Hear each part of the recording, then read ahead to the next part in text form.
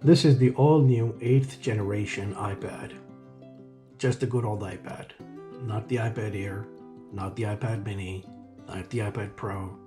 Just a good old iPad that started this whole tablet craziness about 8 years ago. Which is why it's in its 8th generation now. And we're gonna unbox it.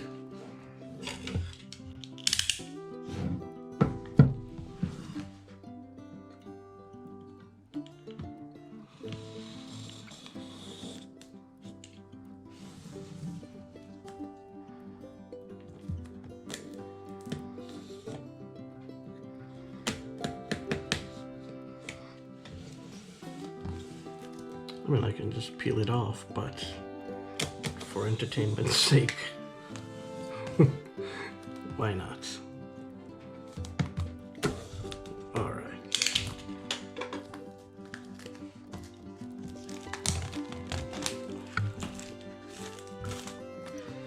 As you can see, this is the 8th generation Wi-Fi only, 128 gigs. Includes the iPad, obviously, the USB-C to Lightning cable, and a USB-C power adapter.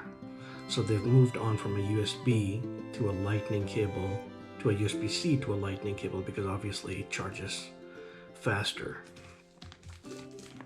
And the price difference between the 32 gig and the 128 gig wasn't much, which is why I got this. It's actually worth the extra money.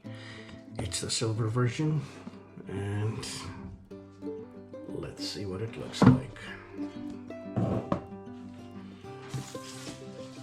Looks like any other iPad before it.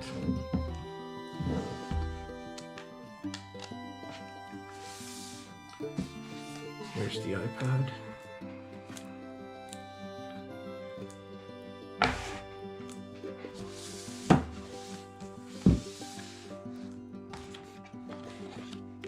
Designed by Apple in California, but made in China. So your booklet and stuff is in here. Your USB-C power adapter and your USB-C to Lightning cable. Now, let's see if the iPad has enough juice to turn on. Let's just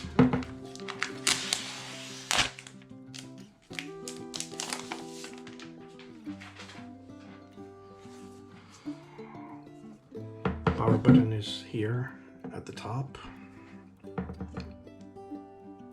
Press and hold for about 5 seconds and the iPad turns on.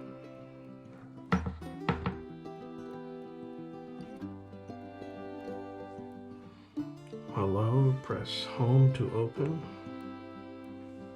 English, Canada, set up manually.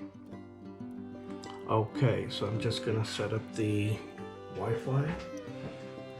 The moment I entered the Wi-Fi password, it came to the screen saying it may take a few minutes to activate your iPad, so that's what it's doing right now. Data privacy, continue, Touch ID, which is your fingerprint, later. Don't use. Create a passcode, but then it also says passcode options.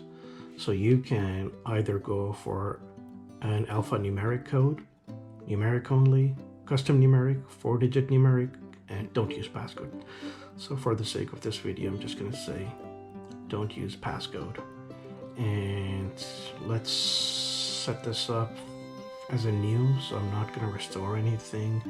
You can restore from the iCloud, from a Mac or PC backup, directly from another iPad, move data from Android, or don't transfer. So I'm just gonna say don't transfer. And Apple ID. Okay, I'm just gonna enter this, and then surprisingly, the battery is actually 100% right out of the box. Alright, so I've entered my Apple ID information, and I agree, because if you don't, you can't use your iPad.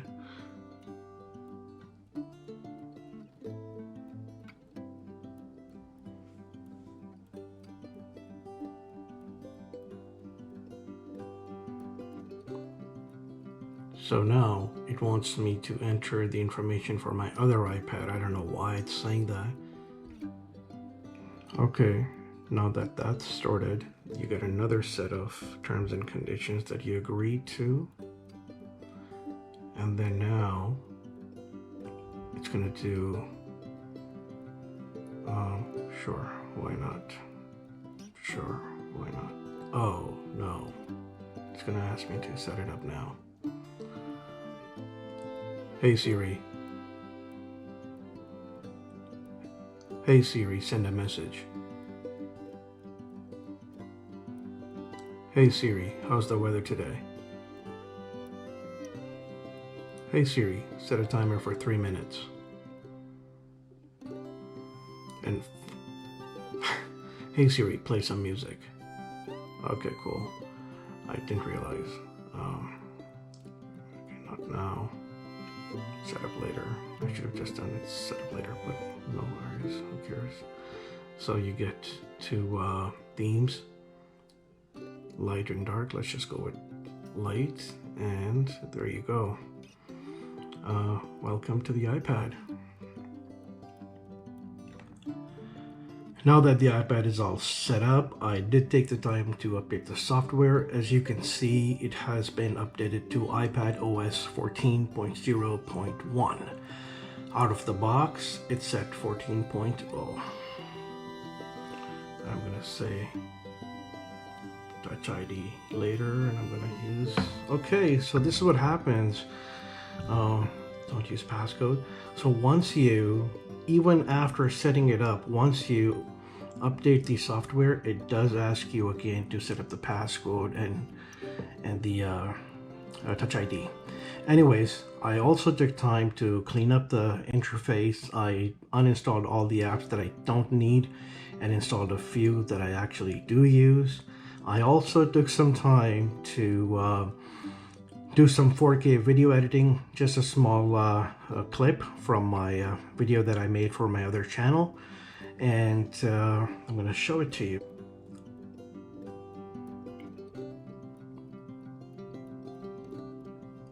So this video was shot in 4K 30, as in 30 frames per second, and I was able to edit it on this very iPad using iMovie.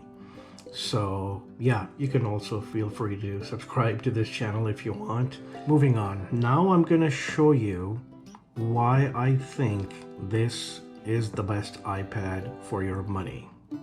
This iPad starts at 429 Canadian dollars for the Wi-Fi version, 32 gigs, because that's the cheapest you can get. Next one is the iPad mini, latest 5th gen, $529 Canadian for 64 gigs Wi-Fi version, because that's the cheapest you can get. So it's smaller, but it costs $100 more because it has twice the storage, 32 as opposed to 64.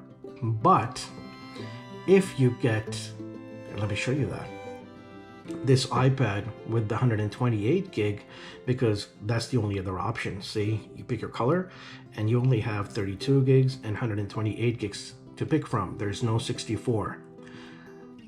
This one is at 549 Canadian dollars.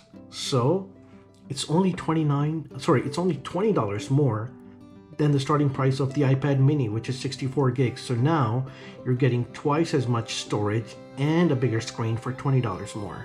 Yes, I know the iPad mini has a better screen and a better camera, but once we're done comparing it with the iPad Air, we'll go down to the specs of all three, and you'll know why I'm saying that this iPad is what I think the best iPad to get. Now, I'm not going to compare it to the iPad Air 4th gen because obviously it's a little bigger and better, more powerful.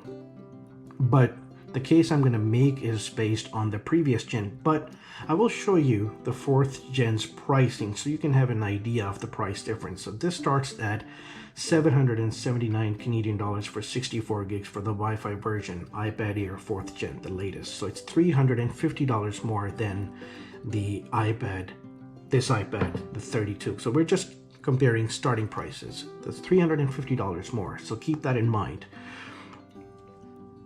And the reason I'm comparing it, this iPad with the last year's iPad Air is because nobody changes their iPads every year.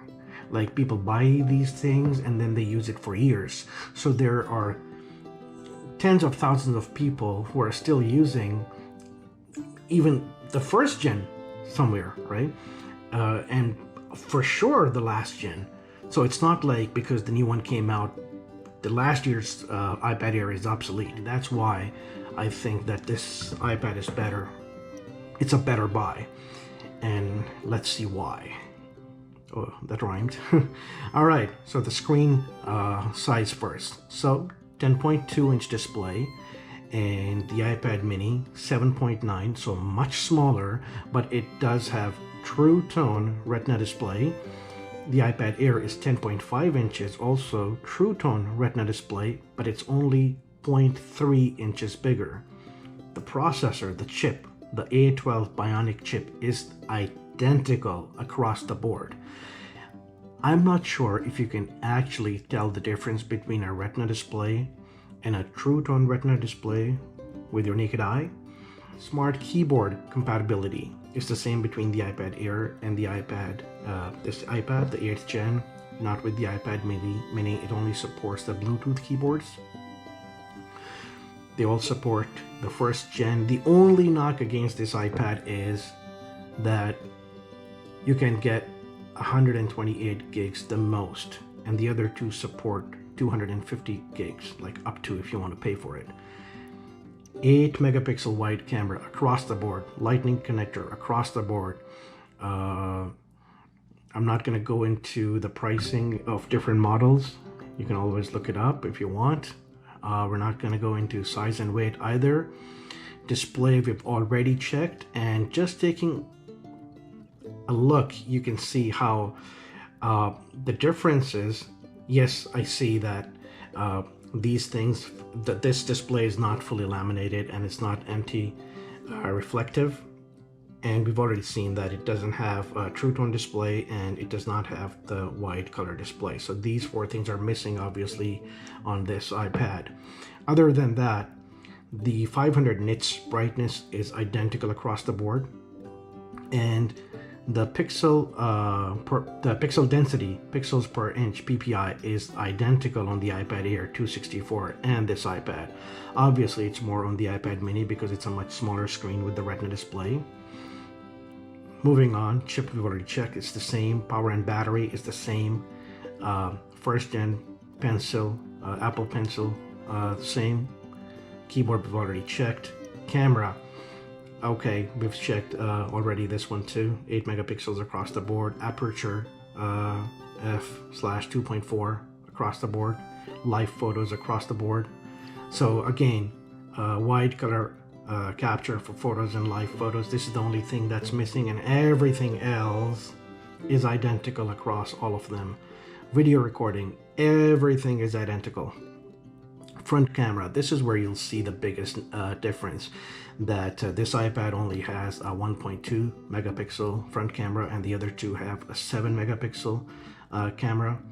And again, apart from what we have already seen, the wide color capture for photos and live photos, that's the only thing missing. Everything else is identical. Audio, identical. 2 speakers, Touch ID, Apple Pay, Siri, and the rest is just connectivity, wireless and cellular and everything, and SIM card and connector. And yeah, there you go.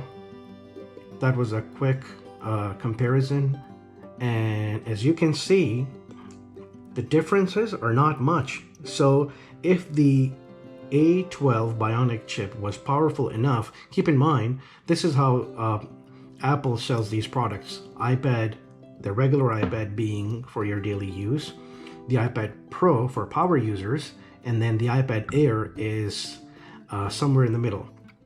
So it's not too expensive like the iPad Pro, and it's more powerful than the iPad, so it gives you more power at a reasonable price. So now that this iPad has the Bionic chip, the A12, the exact same one that the last year's iPad Air had, doesn't it make it just as good? Especially if there's not many differences, not even in the screen size. As you can see, it's only 0.3 inches bigger. So there you have it. That's my take on it. If I was, well, not if, I was in the market and I did buy this. So let me know what you think in the comments section below. What would you get? Do you agree with me? And if you haven't already, please like, subscribe, comment, and share. And thank you for watching.